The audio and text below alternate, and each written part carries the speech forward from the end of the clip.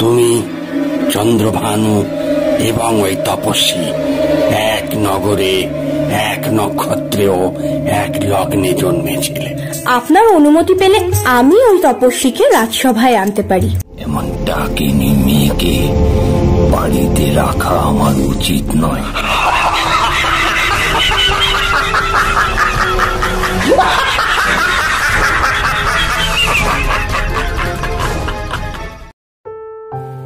বাংলা সাহিত্যের কিছু কালজয়ী গল্পের ভান্ডার দিয়ে সাজানো আমাদের এই গল্পের আসর। আমাদের এই ভান্ডারে আছে নানা স্বাদের গল্প, কখনো তা সে রহস্যে মোড়া, কখনো বা সেটা হাড়হিম করা ভয়ের, কিংবা কখনো প্রাণ খোলা মজার।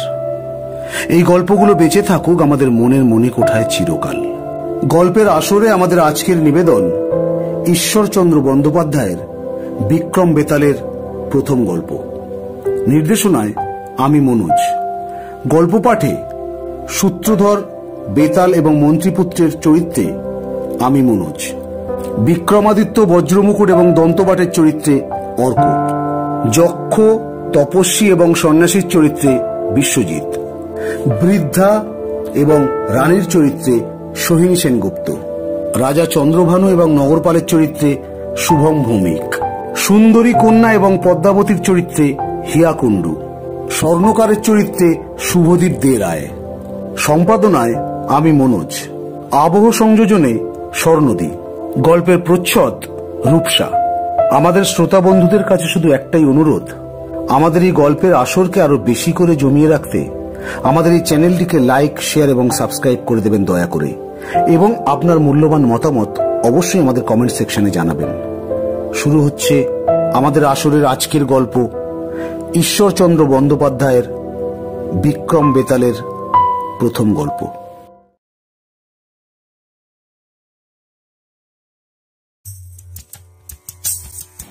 অনেককাল আগে উজ্জয়িনী নগরে গন্ধর্ব সেন নামে এক রাজা ছিলেন। তার 6 ছেলে। ছেলেরা সবাই খুব গুণবান ও সব বিষয়ে সুপণ্ডিত। তাদের মধ্যে বিক্রমে বিদ্যায় ও জ্ঞানে শ্রেষ্ঠ মধ্যম পুত্র। তার নাম বিক্রমাদিত্য। গন্ধর্ব সেনের মৃত্যুর পর বড় ছেলে শঙ্কু রাজা হলেন, কিন্তু তিনি মেজ ভাই বিক্রমাদিত্যকে ভয় পেতেন। তিনি ধরে নিয়েছিলেন বিক্রমাদিত্য তাকে হত্যা করে নিজে রাজা হবেন। এই জন্য বিক্রমাদিত্যকে শেষ করে দেওয়ার জন্য নানা চক্রান্ত করতে লাগলেন, কিন্তু শেষ পর্যন্ত তার চেষ্টা সফল হল না। বিক্রমাদিত্যই তাকে হত্যা করে উজ্জয়িনীর রাজা হলেন। তারপর ক্রমে বহু দেশ জয় করে রাজা বিক্রমাদিত্য সারা জম্বুদ্বীপের অধিপতি হয়ে গেলেন। দিন যায়, রাজা বিক্রমাদিত্য মহা সুখে রাজত্ব করছেন। একদিন তিনি ভাবলেন, আমি তো সমস্ত জম্বুদ্বীপের অধিপতি, কিন্তু আমার রাজ্যে প্রজারা কিভাবে দিন কাটায় জানি না। নিজের চোখে তা দেখতে হবে। রাজা তখন তার ছোট ভাই ভর্তৃহরির হাতে রাজ্যের ভার দিয়ে সন্ন্যাসীর বেশে রাজ্য ভ্রমণে বের হলেন। কিন্তু ভর্তৃহরির ভাগ্যে বেশি দিন রাজত্ব করা হল না। স্ত্রীর দুর্ব্যবহারে সংসারের উপর তার বৈরাগ্য জন্মালো। তিনি সন্ন্যাসী হয়ে বনে চলে গেলেন। রাজা বিক্রমাদিত্যের সিংহাসন শূন্য পড়ে রইল। এই সংবাদ দেবরাজ ইন্দ্রের কানে পৌঁছল। তিনি উজ্জয়িনী নগর রক্ষার জন্য এক যক্ষকে নিযুক্ত করলেন। যক্ষ দিন রাত নগর পাহারায় ব্যস্ত রইল। ওদিকে রাজা বিক্রমাদিত্য এসবের কিছুই না জেনে দেশে দেশে ঘুরে বেড়াচ্ছেন আর প্রজাদের অবস্থা দেখছেন। তারপর একদিন শুনলেন ভর্তৃহরি সন্ন্যাসী হয়ে বনে গেছেন। উজ্জয়িনীর সিংহাসন শূন্য পড়ে আছে। শোনা মাত্র আর কালবিলম্ব না করে রাজা রাজধানীর উদ্দেশ্যে যাত্রা করলেন। গভীর রাতে বিক্রমাদিত্য উজ্জয়িনীতে পৌঁছলেন। তোরণ দিয়ে নগরে প্রবেশ করতে যাবেন এমন সময় যক্ষ তার পদ অবরোধ করে জিজ্ঞেস করল, তুই কে? কোথায় যাচ্ছিস? তোর নাম কি? আমি রাজা বিক্রমাদিত্য, নিজের রাজধানীতে যাচ্ছি। তুই কে? কেন আমার পথরোধ করেছিস? দেবরাজ ইন্দ্রের আদেশে আমি এই নগর পাহারা দিচ্ছি। তার অনুমতি না পেলে আমি তোকে এই নগরে ঢুকতে দেব না। তবে তুই যদি সত্যি রাজা বিক্রমাদিত্য হোস, তবে আমার সাথে যুদ্ধ করে তার প্রমাণ দে, তারপর নগরে যেতে দেব। বিক্রমাদিত্য যক্ষের কথা শুনে তলোয়ার নিয়ে যুদ্ধ করতে তৈরি হলেন। উভয়ের ঘোর যুদ্ধ হল। শেষে রাজা বিক্রমাদিত্য যক্ষকে পরাস্ত করে তাকে মাটিতে ফেলে তার বুকের ওপর চেপে বসলেন। তখন যক্ষ বললে, তুমি আমায় পরাজিত করলে। তোমার বিক্রম দেখে বুঝলাম তুমি রাজা বিক্রমাদিত্য। এখন তুমি যদি আমাকে ছেড়ে দাও তাহলে তাহলে আমি তোমার প্রাণ বাঁচাবো। যক্ষের কথা শুনে বিক্রমাদিত্য হেসে বললেন, তুই কি পাগল? হ্যাঁ, নইলে এমন অদ্ভুত কথা কি কেউ বলতে পারে? কেউ বলে আমার প্রাণ তুই কি বাঁচাবি? হ্যাঁ, ইচ্ছে করলে আমি এখন তোকে মেরে ফেলতে পারি। মহারাজ, যা বলছি সত্যি বলছি। সত্যি? আমি যেভাবে বলবো সেভাবে কাজ করলে তুমি বহুকাল বাঁচবে ও নিরাপদে অনেক বছর রাজত্ব করতে পারবে। যক্ষের কথায় বিক্রমাদিত্য অবাক হলেন। তিনি যক্ষকে ছেড়ে দিলে সে উঠে বসল। রাজা তার কথা শোনার অপেক্ষায় রইলেন। যক্ষ কিছুক্ষণ বিশ্রাম নিয়ে বলল, শুনুন মহারাজ, ভগবতী নগরে চন্দ্রভানু নামে এক শক্তিশালী রাজা ছিলেন। একদিন রাজা বনে শিকারে গিয়ে দেখলেন এক তপস্বী গাছের ডালে বাদুড়ের মতো উল্টো হয়ে ঝুলে থেকে ধূমপান করছে। এতে রাজা খুব অবাক হলেন। রাজা সেখানকার লোকের কাছে অনুসন্ধান করে জানলেন তপস্বী অনেক দিন ধরে ওইভাবেই তপস্যা করছে। সে কারোর সাথে কথা বলে না। এতে রাজার বিস্ময়ের সীমা রইল না। তিনি তপস্বীর কথা ভাবতে ভাবতে রাজধানীতে ফিরে এলেন এবং পরদিন রাজসভায় সবাইকে ওই কাহিনী শোনালেন। শুনে সভাসদরা সব অবাক। তারপর রাজা বললেন, যে এই অদ্ভুত তপস্বীকে আমার সভায় আনতে পারবে তাকে 1,00,000 মুদ্রা পুরস্কার দেব। রাজার কথা সারা রাজধানীতে ছড়িয়ে পড়ল। ওই নগরে এক পরমা সুন্দরী কন্যা ছিল। সে সব শুনে রাজসভায় গিয়ে বলল, প্রণাম মহারাজ, আপনার অনুমতি পেলে আমি ওই তপস্বীকে রাজসভায় আনতে পারি। রাজা তখনই অনুমতি দিলেন।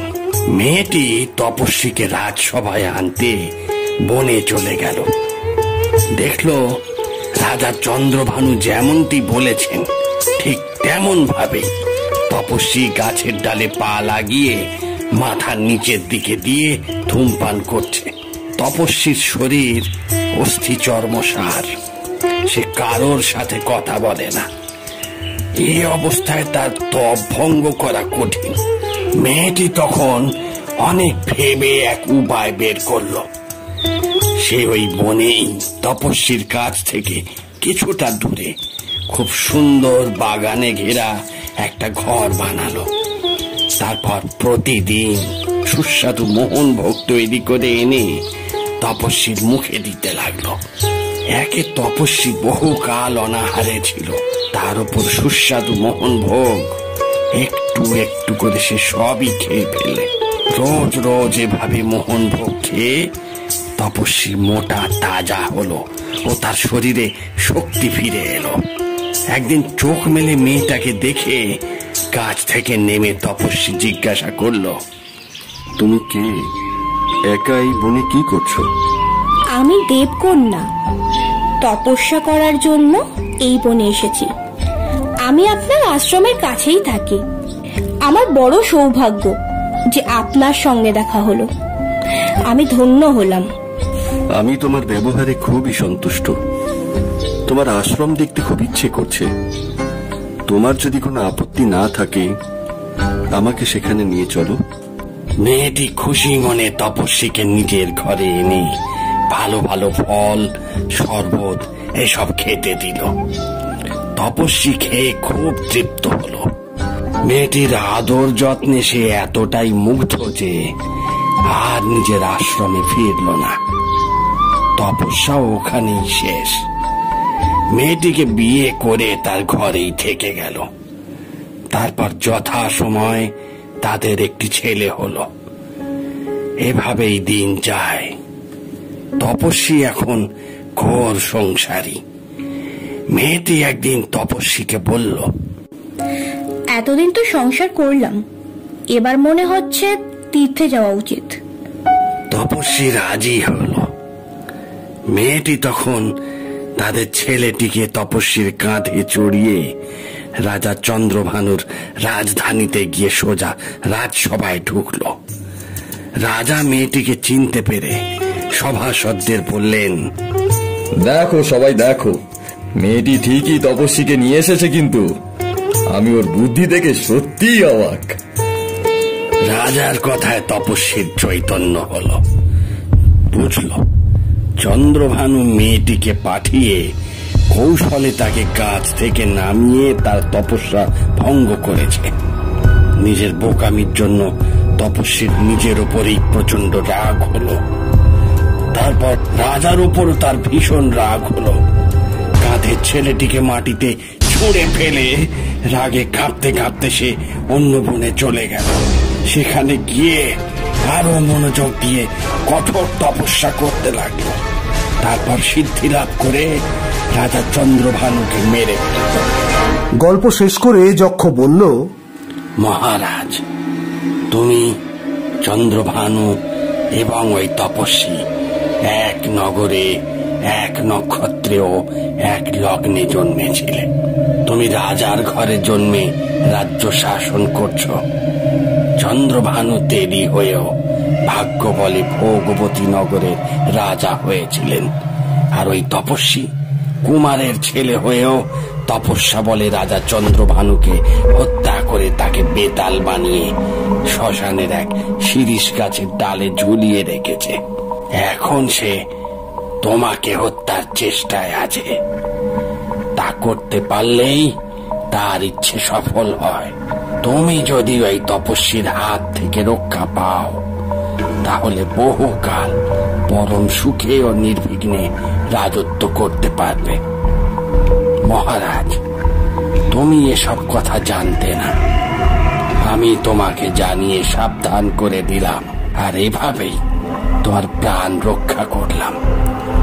বলে যক্ষ তার নিজের জায়গায় চলে গেল।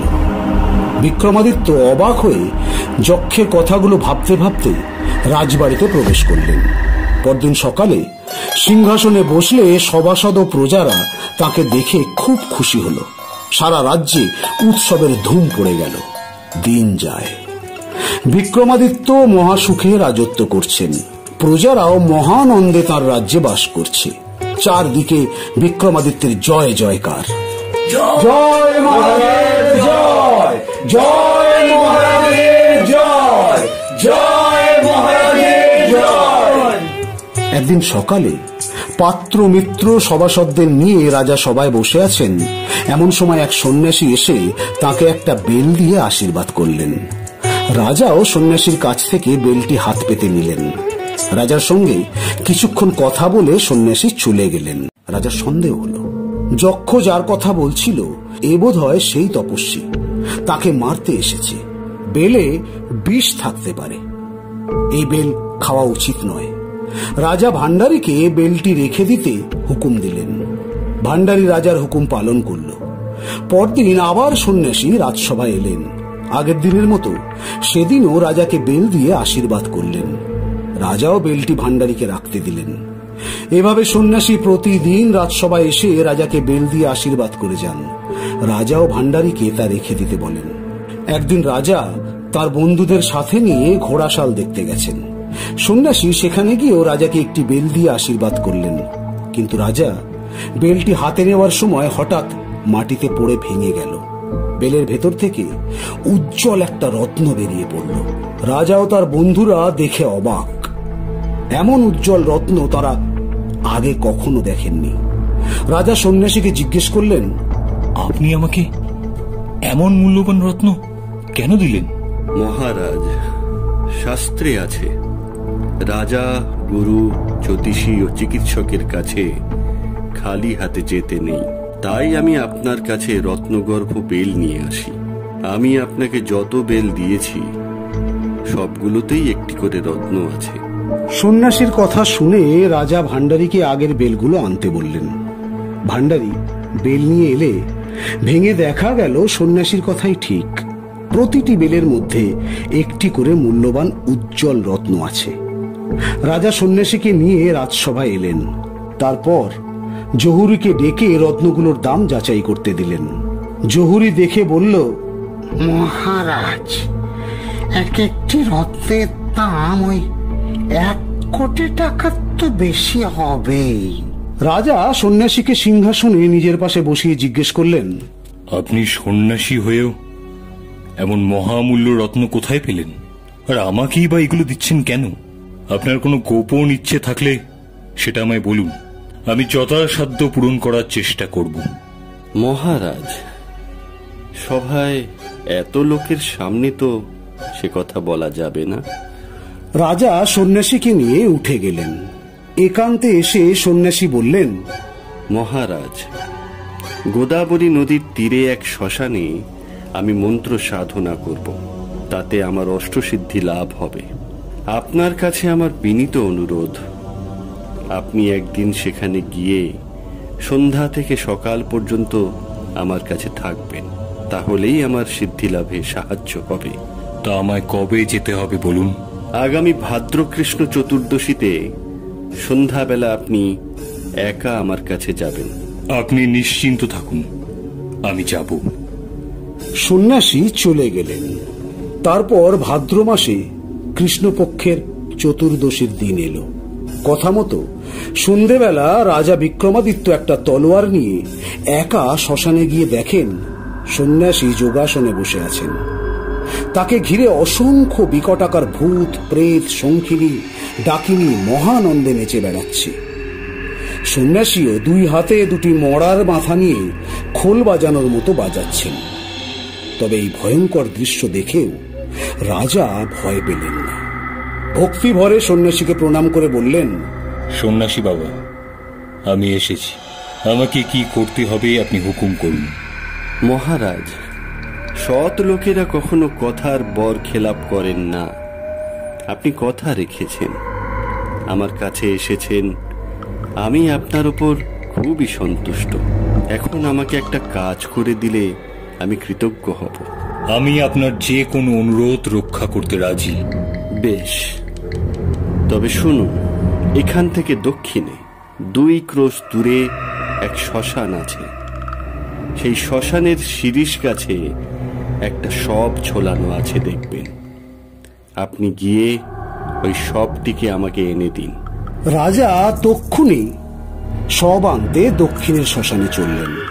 কৃষ্ণ চতুর্দশীর ঘোর অন্ধকার রাত, 2 হাত দূরের জিনিস পর্যন্ত দেখা যায় না।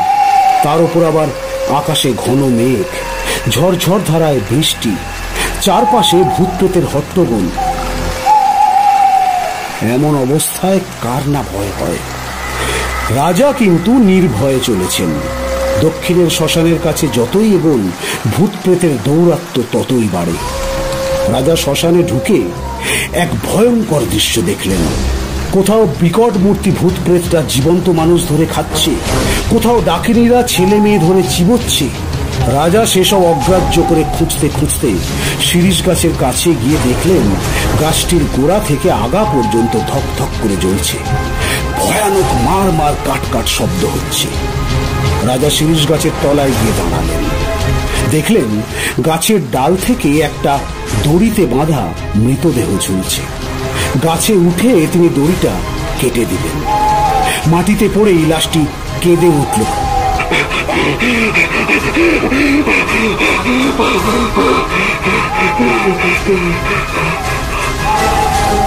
রাজা অবাক। তাড়াতাড়ি গাছ থেকে নেমে লাশের কাছে গিয়ে জিজ্ঞেস করলেন, তুমি কে? কাঁদছো কেন? সব দেহ তখন হো হো করে হেসে উঠল।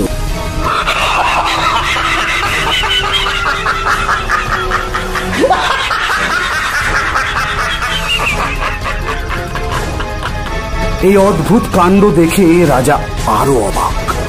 বুঝতে না পেরে রাজা নানা কথা ভাবছেন। এই অবসরে সব দেহ গাছে উঠে আবার আগের মতো দড়িতে ঝুলতে লাগলো। রাজাও গাছে উঠে সব দেহের দড়ি কেটে দিলেন, তবে এবার আর মাটিতে পড়তে দিলেন না। মৃতদেহটি কাঁধে নিয়ে এবার গাছ থেকে নামলেন। তারপর তার দুরবস্থার কারণ জিজ্ঞেস করলেন, কিন্তু মৃতদেহ জবাব দিল না। রাজা অনুমান করলেন এটা সেই তেলি রাজা চন্দ্রভানুর মৃতদেহ, যার কথা যক্ষ বলেছিল। আর ওই সন্ন্যাসী হল তপস্বী, যে জাতে কুমার। মন্ত্র সিদ্ধির জন্য চন্দ্রভানুর এই মৃতদেহ গাছে ঝুলিয়ে রেখেছে। রাজা মৃতদেহটিকে কাঁধে করে শ্মশানে সন্ন্যাসীর কাছে নিয়ে চললেন। অর্ধেক পথ পার হলে মৃতদেহের ভেতরের বেতাল অর্থাৎ ভূত কথা বলে উঠল। ওহে বীর পুরুষ, তুমি কে? আমাকে কি জন্য কোথায় নিয়ে যাচ্ছ? রাজা জবাব দিলেন, আমি রাজা বিক্রমাদিত্য শান্তশীল নামে এক সন্ন্যাসীর কাছে তোমাকে নিয়ে যাচ্ছি। তিনি এখন এক শ্মশানে তপস্যা করছেন। মহারাজ, মূর্খ নির্বোধরা ঘুমিয়ে আলসেমি করে ও ঝগড়া বিবাদে অহেতুক সময় নষ্ট করে, কিন্তু পণ্ডিত ও বুদ্ধিমান মানুষ শাস্ত্র চিন্তা ও সৎ কাজ করে সময় কাটায়। তাই সারা পথ চুপচাপ না গিয়ে আমি বরং আপনাকে একটি একটি করে গল্প শোনাই। প্রতিটি গল্পের শেষে আমি আপনাকে প্রশ্ন করব।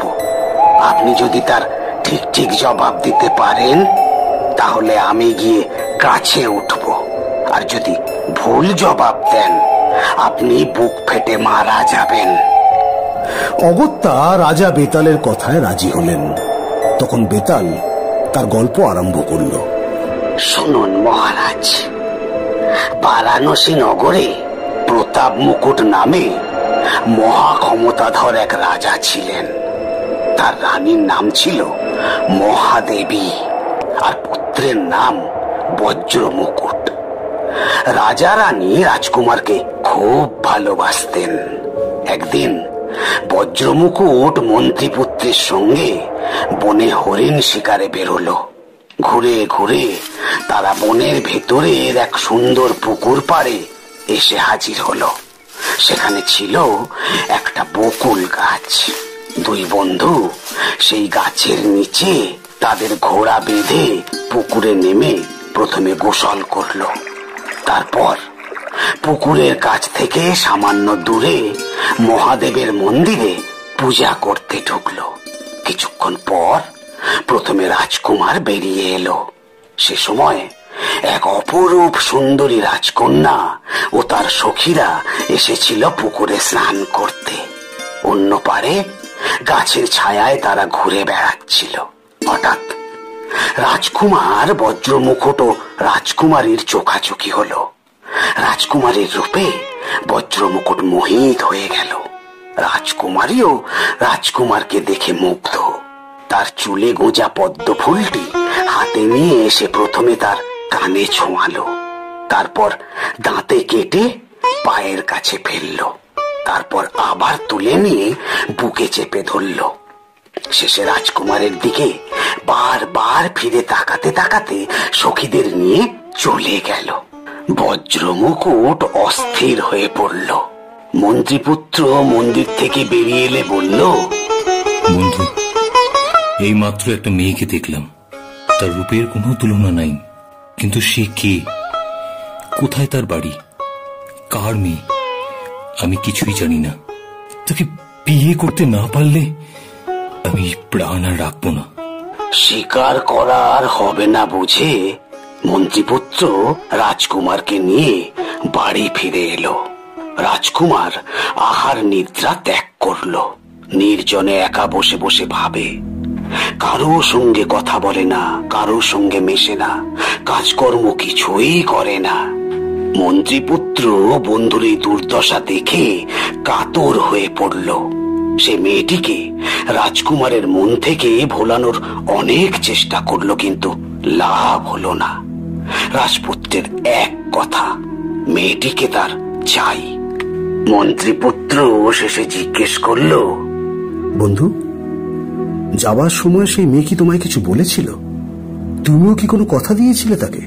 না বন্ধু, আমিও তাকে কিচ্ছু বলিনি, সেও আমাকে কিচ্ছু বলেনি। তাহলে তাকে খুঁজে বের করবো কি করে? জানি না, আমি জানি না, কিন্তু কিন্তু তাকে বিয়ে করতে না পারলে এই জীবন আমি আর রাখবো না।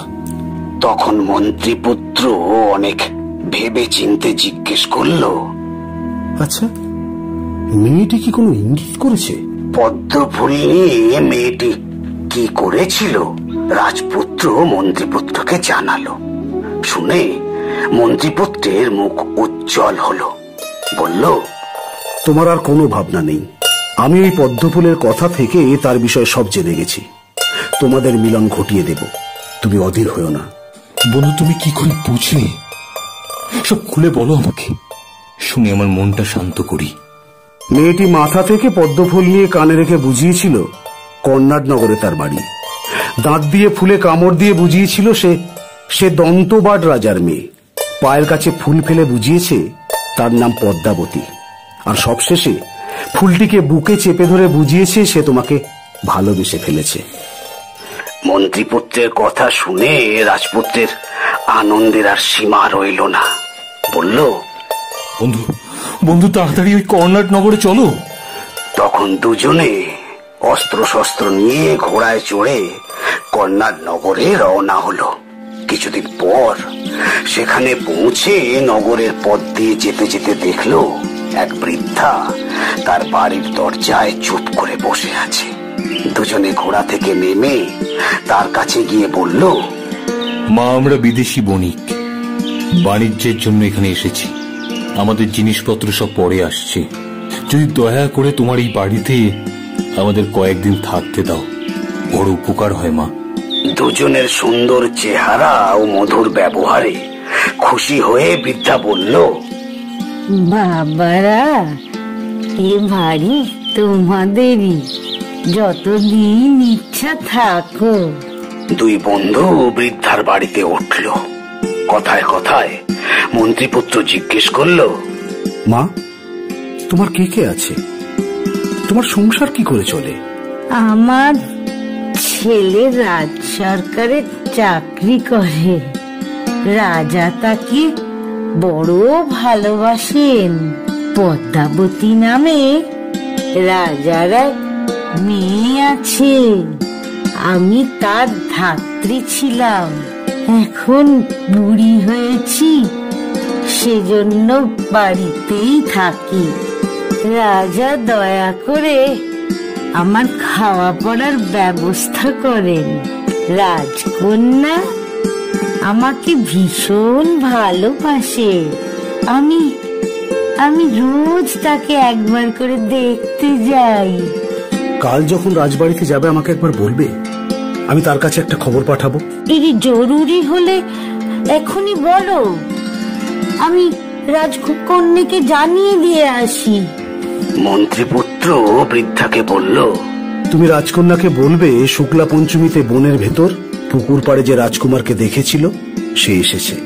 মন্ত্রীপুত্রের কথা শুনে তখনই বৃদ্ধা লাঠি ভর দিয়ে রাজবাড়িতে চলল। অন্দরমহলে গিয়ে দেখলো রাজকন্যা একা বসে আছে। সে বৃদ্ধাকে আদর করে বসতে দিল। বৃদ্ধা বলল, মা, তোমাকে কত যত্নে মানুষ করেছি। এখন বড় হয়েছ, উপযুক্ত পাত্রের সঙ্গে তোমার বিয়ে হওয়া উচিত। শুক্লা পঞ্চমীতে পুকুর পাড়ে যে রাজপুত্রকে দেখেছিলে সে আমার বাড়িতে এসেছে। এই খবর দিতে আমাকে তোমার কাছে পাঠিয়েছে। বৃদ্ধার কথা শুনে রাজকন্যা দুই হাতে চন্দন মেখে বৃদ্ধার দুই গালে চড় মেরে তাকে বাড়ি থেকে তাড়িয়ে দিল। বৃদ্ধা অপমানিত হয়ে মুখ কালো করে বাড়ি ফিরে সব জানালো। রাজকুমার হতাশ হয়ে মন্ত্রীপুত্রকে বলল, বন্ধু, তবে এখন কি করি? আমার উপর রাজকন্যা রেগে আছে, সেজন্য বৃদ্ধা মাকে অপমান করে তাড়িয়ে দিয়েছে সে। আমাদের মিলনের আর কোনো উপায় রইল না। বন্ধু, তুমি রাজকুমারীর মনের কথা বুঝতে না পেরে বৃথাই দুঃখ পাচ্ছ। রাজকুমারী অসম্ভব বুদ্ধিমতী। হাতে চন্দন মেখে বৃদ্ধার 2 গালে চড় মেরে 10 আঙুলের দাগ ফেলে বুঝিয়েছে শুক্লাপক্ষের আর 10 দিন বাকি। 10 দিন পর কৃষ্ণপক্ষে তার সঙ্গে তোমার দেখা হবে। শুক্লপক্ষ শেষ হলো। বৃদ্ধা আবার রাজকন্যার কাছে গিয়ে রাজকুমারের কথা তুলল। রাজকুমারী বৃদ্ধার ঘাড় ধরে তাকে খিড়কির দরজা দিয়ে বাড়ি থেকে বের করে দিল। বৃদ্ধা আবার অপমানিত হয়ে মুখ কালো করে ফিরে এসে সব জানালো। শুনে রাজকুমার হতাশ হয়ে পড়ল। কিন্তু মন্ত্রীপুত্র বলল, বন্ধু, তোমার দুর্ভাবনার কোনো কারণ নেই। রাজকুমারী ঘাড় ধরে বৃদ্ধাকে খিড়কি থেকে বের করে দিয়ে বুঝিয়েছে আজ রাতে তোমাকে খিড়কি দিয়ে অন্দরমহলে যেতে হবে। মন্ত্রীপুত্রের কথা শুনে রাজকুমার আনন্দে অধীর হয়ে সূর্যাস্তের অপেক্ষা করতে লাগলো। সাঁঝ গড়িয়ে রাত হলো। রাজপুত্র বর বেশে মন্ত্রীপুত্রের সঙ্গে রাজবাড়ির খিড়কির দরজায় হাজির হলো। মন্ত্রীপুত্রকে বাইরে রেখে এসে অন্দরমহলে ঢুকলো। রাজকুমারীও বধূ বেশে রাজপুত্রের প্রতীক্ষায় বসেছিল। রাজকুমারীর সখীদের সামনে মালা বদল করে দুজনের গান্ধর্ব মতে বিয়ে হলো। রাজকুমারী রাজপুত্রকে আর ছাড়ল না, নিজের ঘরেই রেখে দিল। তখন থেকে মহাসুখে দুজনের দিন কাটতে লাগলো। কিছুদিন যায়। একদিন রাজকুমার রাজকুমারীকে বলল, আমি দেশে ফিরতে চাই। অনেকদিন আমি দেশ ছাড়া। আমার প্রিয় বন্ধু মন্ত্রীপুত্রকেও অনেকদিন দেখি না, মন খুব খারাপ লাগছে। কিন্তু রাজকুমারী কিছুতেই তাকে যেতে দিল না। তারপর আরো 1 মাস কেটে গেল। বন্দি থাকতে থাকতে রাজপুত্রের মন আরো খারাপ হলো। একদিন একা বসে বসে ভাবছে, আমি নিতান্ত নরাধম। নাহলে নিজের সুখের জন্য পিতা মাতা জন্মভূমি এসব কেউ ছাড়ি। আমার প্রিয় বন্ধু মন্ত্রীপুত্রেরও কোনো খবর নিতে পারি না আমি। নিশ্চয় সেও আমাকে স্বার্থপর ও অকৃতজ্ঞ ভাবছে। এমন সময় রাজকুমারী সেখানে এসে উপস্থিত হলো। রাজকুমারকে বিষণ্ণ দেখে জিজ্ঞেস করলো, এত মন খারাপ করে কি ভাবছো? তোমার মুখ কালো দেখলে আমার বড় কষ্ট হয়। তোমার কি হয়েছে বলো? তোমাকে তো বলেছি অনেকদিন হলো আবার প্রিয় বন্ধুর আমি কোনো খবর পাই না। সেই যে তোমার আর আমার মধ্যে মিলন ঘটিয়ে দিয়েছে। আমি জানি না সে এখন কোথায়, কেমন আছে।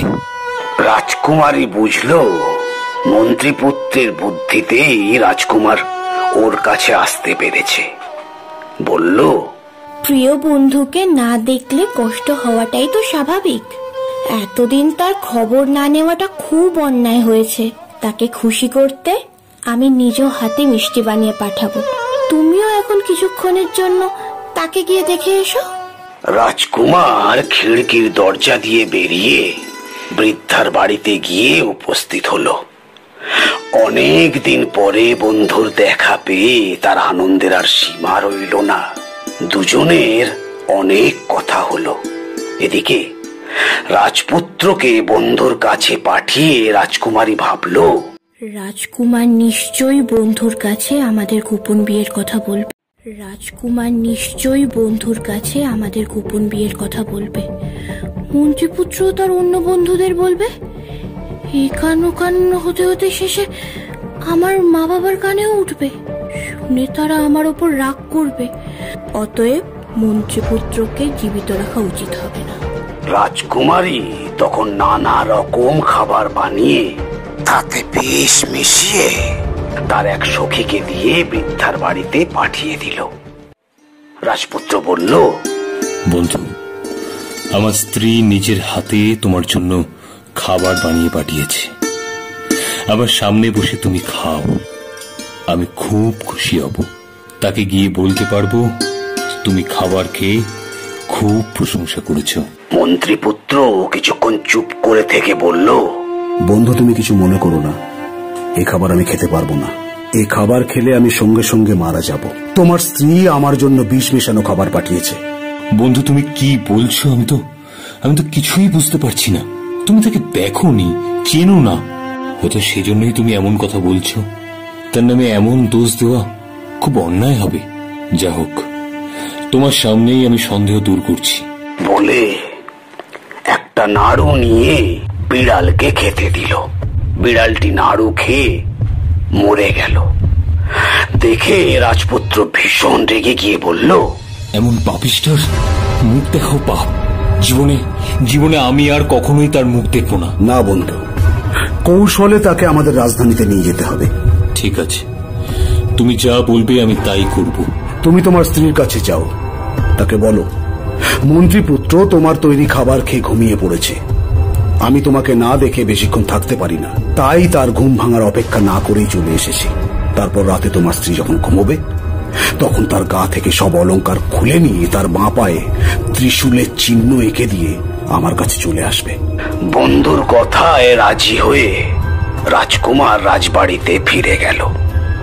রাতে রাজকুমারী ঘুমালে বন্ধুর পরামর্শ মতো সব কাজ শেষ করে বৃদ্ধার বাড়িতে ফিরে এলো।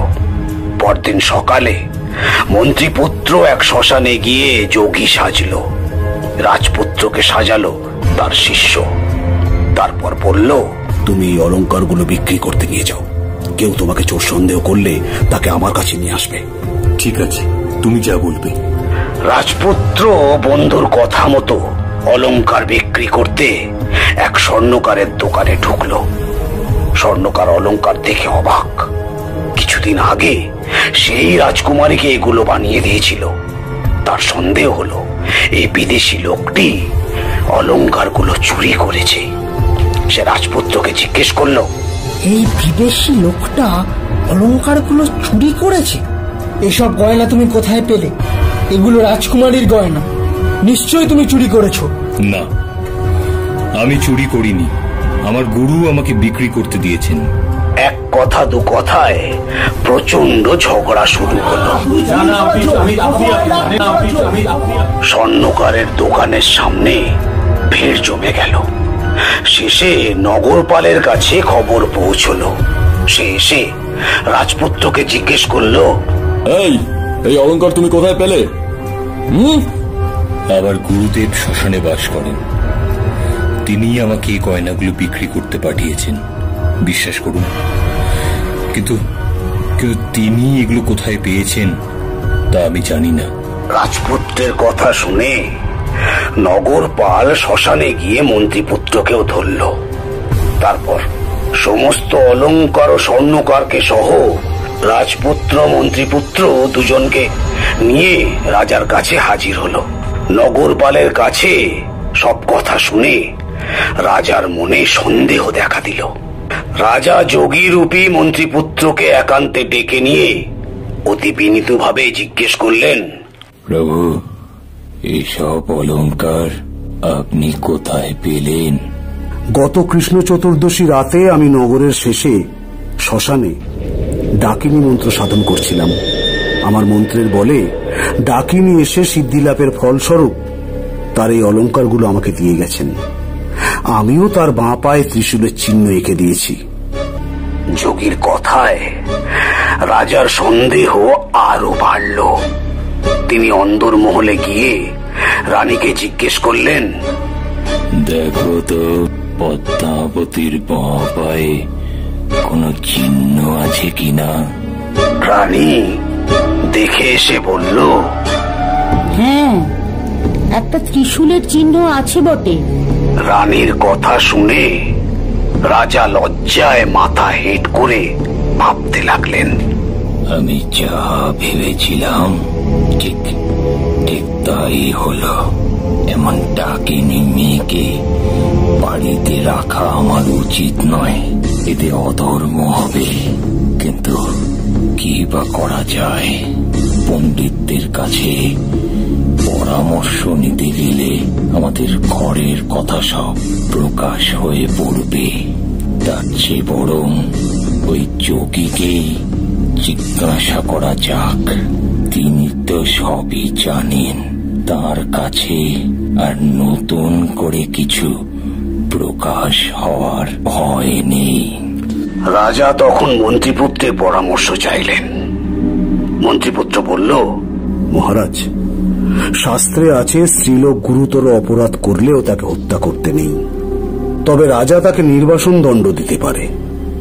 মন্ত্রীপুত্রের কথা মতো রানীর কাছে গিয়ে রাজা সব বলে। তাকে অনেক বুঝিয়ে তার সম্মতি নিয়ে রাজকুমারীকে নির্বাসন দণ্ড দিলেন।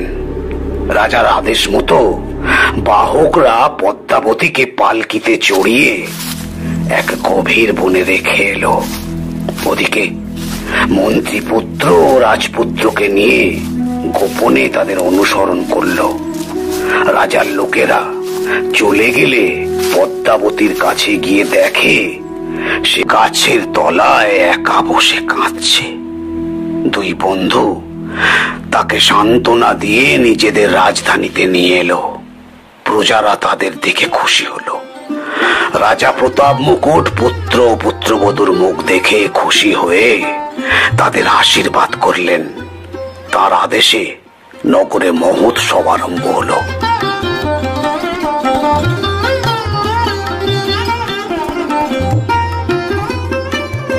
গল্প শেষ করে বেতাল জিজ্ঞেস করল, মহারাজ, রাজপুত্র, মন্ত্রীপুত্র ও রাজা দন্তবাট, এই তিনজনের মধ্যে রাজকন্যার নির্বাসনের জন্য কে বেশি দায়ী? বিক্রমাদিত্য বললেন, নিশ্চয়ই রাজা দন্তবাট। কেন? কারণ শাস্ত্রে আছে শত্রুকে হত্যা করলে পাপ হয় না। মন্ত্রীপুত্রকে শত্রু ভেবে তাকে হত্যা করতে রাজকুমারী খাবারে বিষ মিশিয়ে দিয়েছিল। কাজেই রাজকুমারীকে আমি দোষী বলবো না, কিন্তু রাজা একজন অচেনা অজানা লোকের কথায় বিশ্বাস করে কোন রকম খোঁজ খবর না নিয়ে নিজের মেয়ের প্রতি স্নেহ মমতা সব ভুলে তাকে নির্বাসন দণ্ড দিলেন। তাতে রাজধর্মের বিরুদ্ধে কাজ করা হয়েছে। ফলে আমি এক্ষেত্রে তাকেই দায়ী করব। এই কথা শুনে বেতাল শ্মশানে ফিরে গিয়ে আবার শিরীষ গাছে ঝুলতে লাগলো। রাজাও তাকে গাছ থেকে নামিয়ে আগের মতো কাঁধে করে সন্ন্যাসীর কাছে চললেন।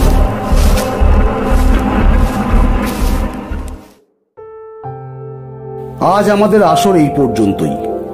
আবার আপনাদের কাছে আজকের এই বিদায় বেলায় সেই একই অনুরোধ। আমাদের এই গল্পের আসর আপনাদের যদি ভালো লাগে তাহলে এই আসরকে আরো জমিয়ে তুলতে দয়া করে লাইক, শেয়ার এবং সাবস্ক্রাইবটা করে দেবেন। ভালো থাকবেন। ধন্যবাদ।